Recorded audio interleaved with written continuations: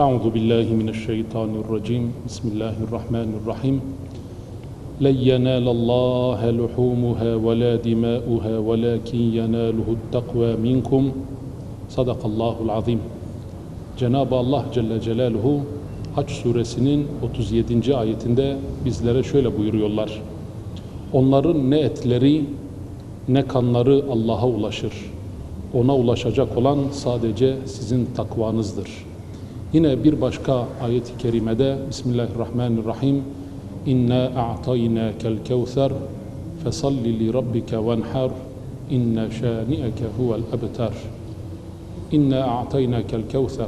Muhakkak ki biz sana Kevser'i verdik. Rabbin için namaz kıl ve kurban kes buyuran Cenab-ı Allah Celle Celaluhu bu ayet-i kerimelerde kurban kesmenin ne kadar önemli ve fazileti olduğunu bizlere bildirmektedir. Kurban kelime manası olarak yakınlaşmak demektir. Hazreti Adem Aleyhisselam'dan günümüze taşınan bir ibadettir kurban. Aslında kurban samimiyettir. Her şeyden önce bir teslimiyettir. Hazreti İsmail Aleyhisselam'ın babasına olan teslimiyetini biz kurbanda görüyoruz. Hazreti İbrahim'in kurban keseceği vakit göstermiş olduğu samimiyeti görüyoruz. Tabi burada kurban kesildiği vakit Allah Resulü Aleyhisselatü Vesselam'ın bununla ilgili hadis-i şerifleri vardır. Efendimiz Aleyhisselatü Vesselam bir hadis-i şeriflerinde ey Ayşe kurbandan bize ne kaldı diye sorduğunda sadece kürek kemiği. Demek ki her şey gitmiş, bize sadece bir kürek kemiği kalmış diyor Efendimiz Aleyhisselatü Vesselam. Hem Kur'an'da hem de hadislerde sabit olan bir ibadettir Kur'an ibadeti. Ve Efendimiz Aleyhisselatü Vesselam hicretin 2. yılından itibaren ta vefat edene kadar her yıl kurban kesmiştir.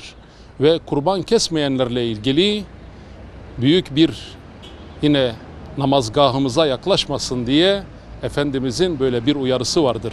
Onun için imkanı olan tüm kardeşlerimizi kurban kesmeye davet ediyoruz. Aslında bölgemizde yanlış bir algı var bu konuda, kurban kesmeme konusunda.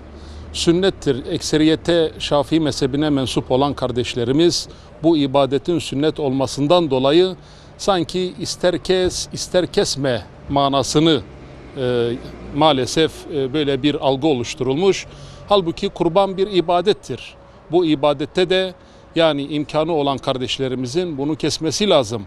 Bunu kestikleri vakit en azından komşularına, ihtiyaç sahiplerine, dostlarına bunları dağıtacakları vakit en azından belki yıldan yıla evlerine kurban eti girmeyen kardeşlerimiz de bu sayede kurbanla tanışmış olacaklardır.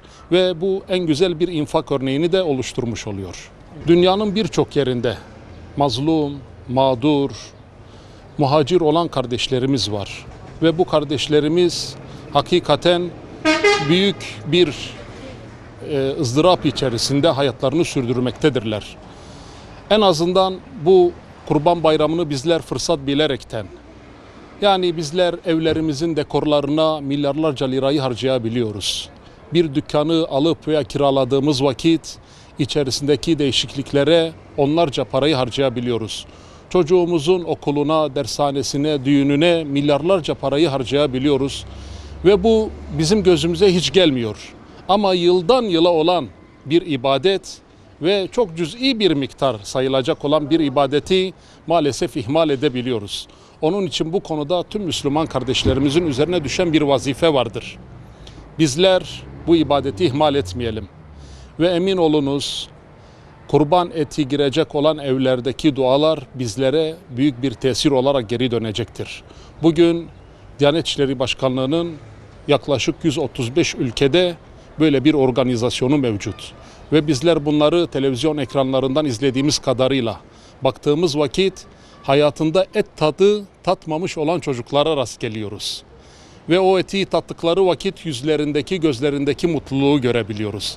Bizler bir nebze olsun bu insanlara bu mutluluğu hissettirebiliyorsak, bunları yaşatabiliyorsak en büyük mutluluk bizlere ait olacaktır.